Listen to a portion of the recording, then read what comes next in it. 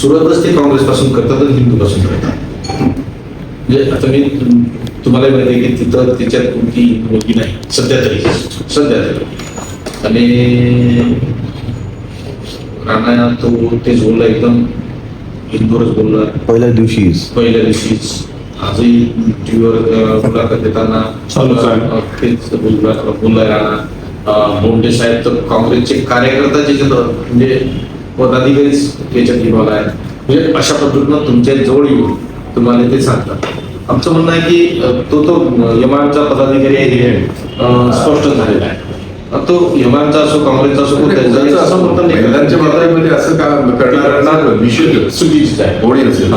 परंतु हे असं नाही व्हायला पाहिजे की तुमच्या जवळ येऊन तुमच्या त्या पद्धतीनं हिंदू मुस्लिम पासून सुरू करू राहिले, काँग्रेस पासून सुरू करू राहिले, हे चुकीचे आहे. याच्यावर थोडं तुम्ही लक्ष घालून चौकशी ज्या पद्धतीने तुम्हाला चौकशी करायची त्या पद्धतीने चौकशी करून दोषीवर जेवढी कळ करावी ती करा. अजून काही त्याच्यात काही लोक इन्व्हॉल्व असतील तर ती पहा.